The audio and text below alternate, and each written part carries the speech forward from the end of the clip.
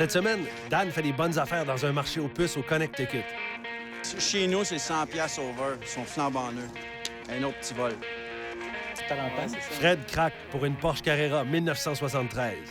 Oh putain, elle fait mal. C'est une méchante belle auto. Ah, c'est beau, ça. C'est beau. Et Pierre évalue une grosse machine des années 50 restaurée par son propriétaire, un collectionneur hors norme. Oh là là. Aïe, aïe.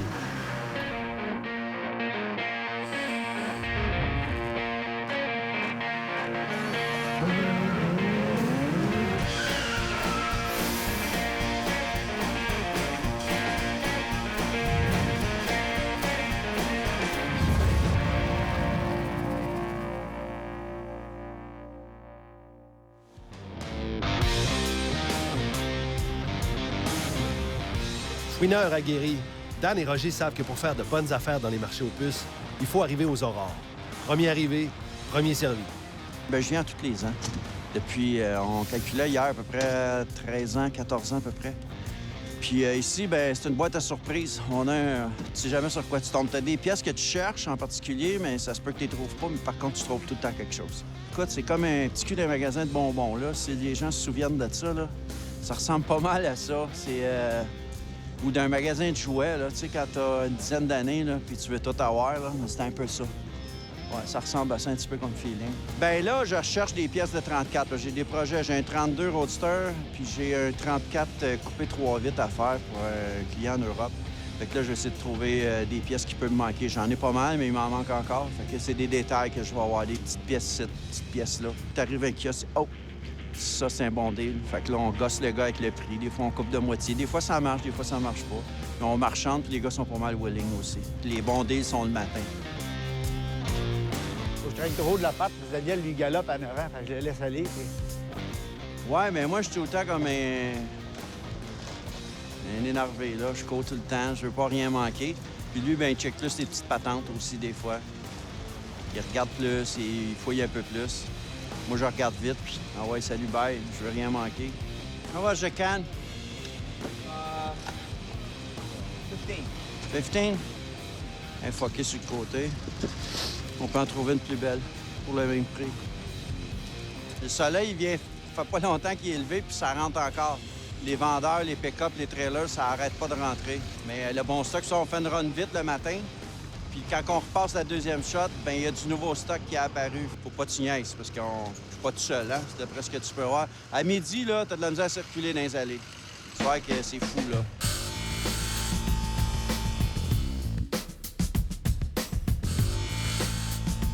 Dans leur atelier de Laval, les gars de FNF consacrent tout leur temps et leur talent à la remise à neuf de vieux modèles Porsche et Volkswagen, des voitures de collection prisées par les amateurs de mécanique traditionnelle. Ouais, moi je suis spécialisé dans les moteurs Air-Cool, qui sont souvent spécifiques à Porsche et à Volkswagen, avant les années 80. Je touche absolument pas les moteurs modernes refroidis à l'eau. Un moteur Air-Cool, c'est un moteur qui est entièrement refroidi à l'air. C'est un moteur qui n'a pas de système de refroidissement avec un liquide. Généralement, les 3/4 des gens qui jouent dans les Air-Cool et qui n'ont jamais réussi, qui n'ont jamais fait ça avant, souvent ils n'ont pas des bons résultats. Parce que c'est un moteur qui est très simple dans son mode de fonctionnement, mais qui peut être très compliqué dans sa modification. Il y a des détails techniques qui sont plus importants, comme le refroidissement du moteur, que tu peux pas améliorer avec un simple radiateur d'eau plus gros et une grosse pompe à eau. C'est tout un système à l'air. Il faut améliorer le refroidissement, mais aussi, vu que c'est l'huile qui refroidit le moteur, mais il faut aussi améliorer son graissage. Donc il faut mettre des pompes à l'huile plus grosses. Il y a des débits à calculer pour éviter de se retrouver avec des basses pressions dans le moteur quand il est à haut régime. C'est pour ça que j'aime beaucoup les moteurs Air-Cool. Depuis quelques années, la spéculation autour des vieux modèles Porsche a fait exploser les prix. C'est dommage. On a perdu une grosse partie des passionnés à cause de ça. Spécialiste de cette prestigieuse marque allemande, Fred suit de près l'évolution du marché de la revente. Dû au changement de marché, en fait, avant, je laissais aller beaucoup d'autos, mais maintenant, je suis obligé de me tenir proche de plusieurs voitures pour être sûr que quand elles tombent à vente, on arrive à les avoir un peu plus facilement.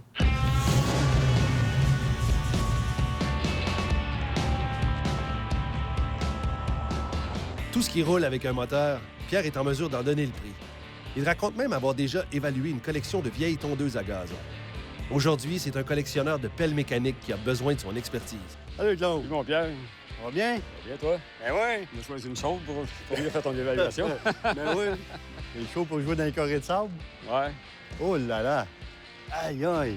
Fait que c'est celle-là que j'aimerais faire évaluer aujourd'hui. En fait, ça, c'est une pelle unit, modèle 614-1955. Puis moi, quand j'étais petit garçon, mon père, il m'amenait avec lui partout. Puis c'est dans une machine similaire à ça que j'ai eu la piqûre de la machinerie lourde, en fait, des pelles mécaniques. Puis pourquoi j'ai restauré cette machine-là? Parce que c'est exactement un modèle 614-1955, comme celle-là que j'ai connue quand j'étais jeune. Et je l'ai restaurée entièrement pour mon père. Comme tu vois, son nom est inscrit sur le côté. Ça, c'est mon père en 1947, sur une machine identique. Tu peux voir, là, c'est une machine identique à ça. En 1947, en Beauce. Imagine. Pour moi, c'était une passion qui a commencé quand j'étais petit garçon. Puis aujourd'hui, j'ai 64 ans, puis je la vis encore avec autant d'intérêt. Après avoir passé des centaines d'heures à restaurer la pelle mécanique, Claude a eu la chance et le bonheur de montrer le résultat de son travail à son père. Écoute, pour moi, et pour lui, c'est des moments uniques, là. Je pensais pas avoir la chance de vivre ça avec mon père. Lui, à 90 ans, moi, 64 ans. Là, je pensais pas d'avoir cette chance-là dans ma vie. Mais je le rêvais. Et c'est un autre rêve que j'ai réalisé. Il y en a d'autres à venir. Sûrement que pour Claude, il y a un petit peu de valeur sentimentale dans ça. J'ai pas de livre avec des valeurs sentimentales, malheureusement. Ce que tu vois, cette machine-là, c'est tout original. Ça a tout été restauré. Elle est identique à lorsqu'elle est sortie de l'usine, si on veut, en 1955. 100 OK. Beaucoup de travail, beaucoup de soirées, fin de semaine. Mais encore là, pour moi, c'est un plaisir. C'est que c'était pas un problème de mettre beaucoup d'heures là-dessus, là, parce que c'est vraiment une passion. Je suis pas quelqu'un, un carnet de chèques bien garni pour pouvoir se permettre ça. Ça prend avant tout un passionné.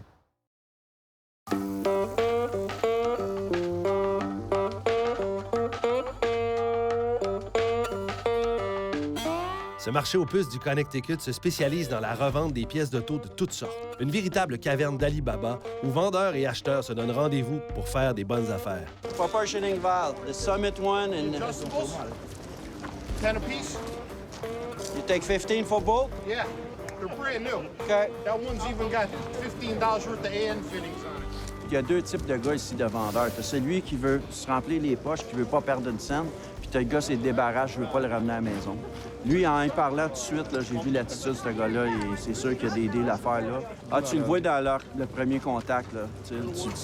Lui, c'est un dealer, c'est un gars qui veut débarrasser. Tu le vois tout de suite. Ça, c'est des valves de balancement pour la pression avant-arrière sur un véhicule pour que ton derrière ne barre pas avant le devant. Ça vaut en moyenne 65 à 75 US. À part plus, là, les plus, c'est l'échange, les taxes, puis le transport, si tu commandes juste ça. Écoute, j'ai payé ça 7 piastres et demi chaque. J'ai payé 15 pour les deux. Ça, c'est une SSBC, c'est haut de gamme, là. Fait que un autre petit vol. Bien, ça, c'est des pièces qu'on passe à l'année longue. Fait que c'est bon. Next. Ce qu'on cherche, lui, il regarde beaucoup des pièces mécaniques. Puis tout le temps, les petites babioles qu'on a besoin pour nos véhicules personnels puis des constructions qu'on est en train de faire à l'atelier. Comme là, je regarde, j'ai vu un gars qui a beaucoup de lumière, mais je cherche des belles lumières de 34. J'ai bien du stock pour le 34, mais je cherche des belles lumières. Il y a un kit de cadran qu'on a besoin aussi pour un autre véhicule. Il y a des pièces, mais là, ce qu'on a besoin, c'est spécifique. tu sais, Oui. là. Il y a des fois, on passe, il y en a, on s'enfarge dedans. Puis cette année, ça a de l'air rare. Ce qu'on a besoin, nous, là.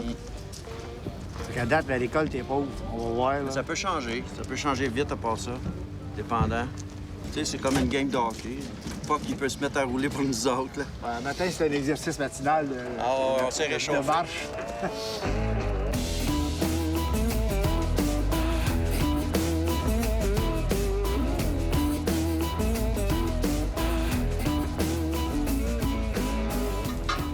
$100?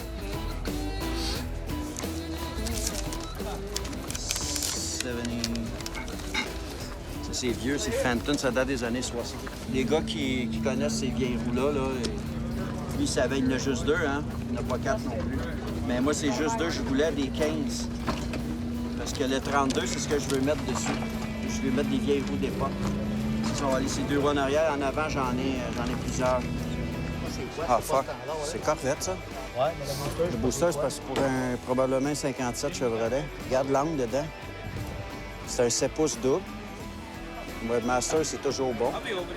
Take it. T'en achètes sur deal pas ça, je vais te dire pourquoi. Thanks. À peu près 150. J'ai payé 20, j'ai pas négocié. C'est comme une tape sur la gueule, quasiment, tu sais, là. C'est quasiment donné, là. Tu sais, le gars, c'est parce qu'il ne veut plus s'en servir. Je sais pas pour quelle raison, là.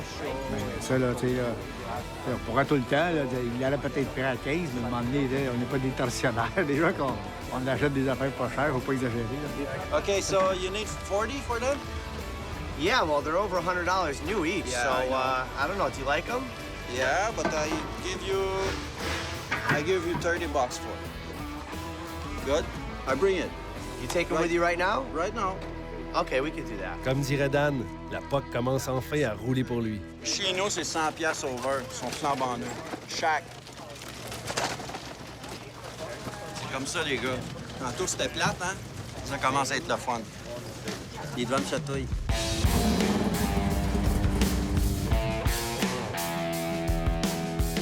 Pour ses clients ou pour ses projets personnels, Fred s'en voudrait de laisser passer une bonne affaire. Guidé par sa passion des vieilles Porsche, Fred entraîne aujourd'hui ses deux complices dans une chasse à la perle rare.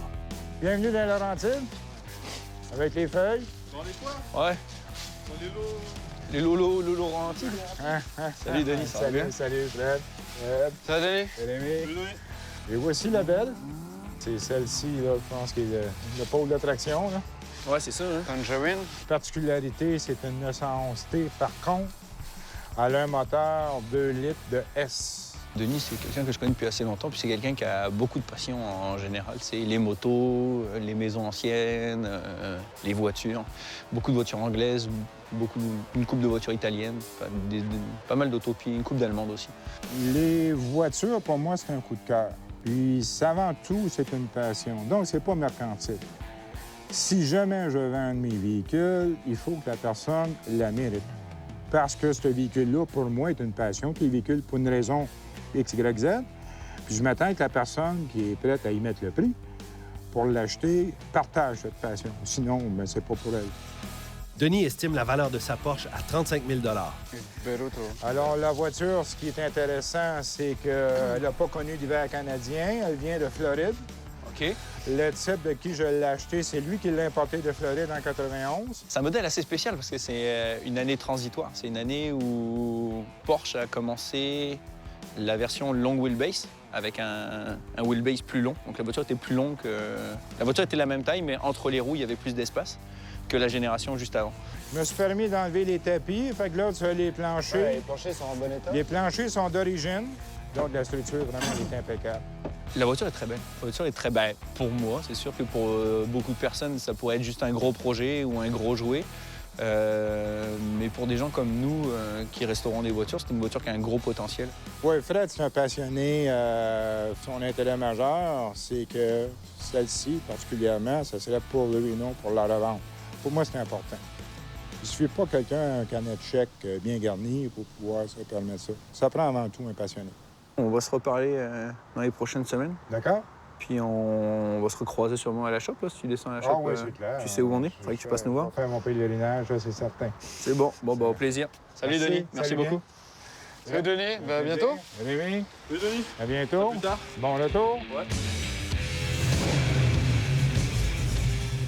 Pour terminer l'évaluation de la pelle mécanique 1955 restaurée par son propriétaire, Pierre a besoin d'examiner toutes les composantes. De ce côté-ci, tu vas te montrer les engrenages. OK. Tu as 2 panneaux. Un panneau qui s'ouvre pour avoir accès aux batteries puis au moteur. OK. Un moteur GM. OK. 271. 271 Ouais. pouces cubes, 2 cylindres. Ouais. OK. Ici, ce que tu vois, C'est impressionnant. ça, c'est l'embrayage. OK. La partie centrale tourne tout le temps. OK. Et quand tu actionnes l'embrayage, bien, en dedans, ici, c'est des disques. OK. Et la compression fait que l'embrayage s'exécute. Puis autour, il y a une bande de frein. OK. Fait que quand tu pèses sur la pédale pour freiner l'action, bien, c'est ici que ça se fait. OK. C'est monté sur bande. Comme un drum de roue, si on veut. Oui, exactement. Ces deux-là font fonctionner cette partie-là OK. qui pousse sur la flèche pour pelleter.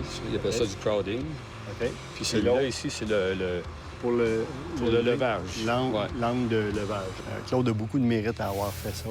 C'est un travail de qualité. Et moi, Ce qui est bien important au niveau de la valeur dans ce genre de restauration-là, c'est la qualité des matériaux utilisés aussi. Tu veux-tu l'avoir avancé, reculé, Oui, un petit peu avancé, reculé, surtout le boom fonctionnel. Le mécanisme. Oui, le mécanisme. Puis je vais aller voir après l'autre côté, l'embrayage. Oui, tu regarderas les embrayages. C'est le fun à regarder ça.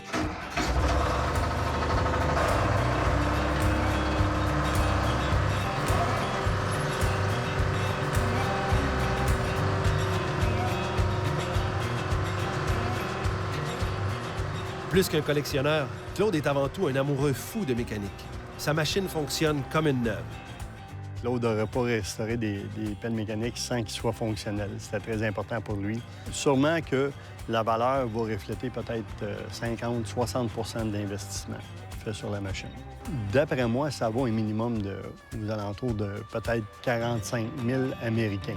Le plaisir que ça t'apporte de le faire, et après ça, de regarder le résultat, puis de même t'en servir dans une exposition, et encore aujourd'hui avec vous autres, c'est tout un beau processus. Il n'y a rien de négatif là-dedans. Fait que même si l'évaluation de la machine était de beaucoup inférieure au prix que ça m'a coûté, ça n'a pas d'importance. Parce qu'à mes yeux, je n'évalue pas la valeur en termes de dollars. T'sais. C'est pas comme si j'en faisais un commerce. Non, je pense pas que Fred va repartir avec. Il y avait juste le droit de l'avoir.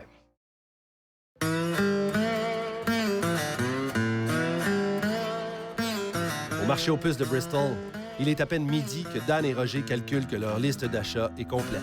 On a fait une couple de bons achats intéressantes. Là. Il y a des achats qui sont faits pour nos clients, puis d'autres qui sont faits pour nous personnels. C'est quoi t'as acheté? Je veux le voir.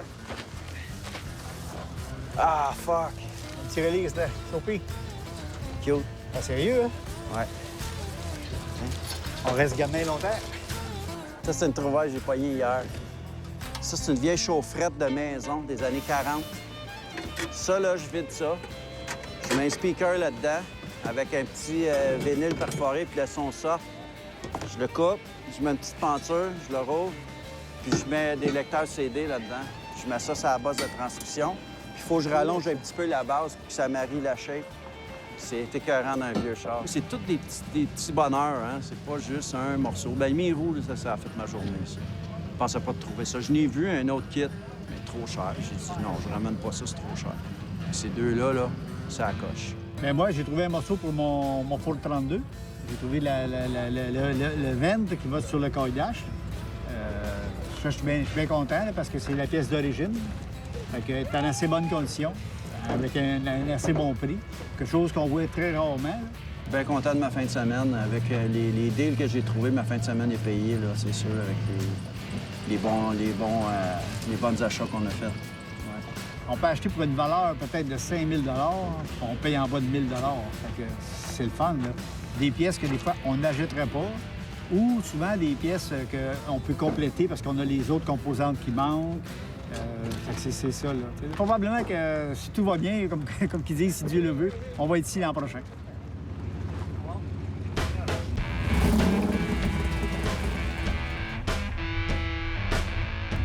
Le prochain rendez-vous de Fred est chez un confrère, comme lui, mécanicien-restaurateur. Le gars a présentement dans sa cour la voiture d'un client qu'il soupçonne être en plein dans les goûts de Fred. Oh putain, elle fait mal. Puis, comment t'en trouves? C'est une méchante belle auto. Ah, c'est beau, ça. C'est beau, c'est beau. Ça, on aime. Ça, on aime. Il y a quelques petites choses à faire, mais dans l'ensemble, là, c'est belle auto pour... ça fait 25 ans qu'elle a été faite. Il y a beaucoup de petits détails sur l'auto qui sont vraiment importants. Les roues, qui sont des roues de 911 turbo d'une génération beaucoup plus récente. La queue de canard, en fait, qu'on appelle le ducktail derrière, qui est en fait l'aileron, qui était posé sur des RS 73, puis sur des RSR 73 aussi.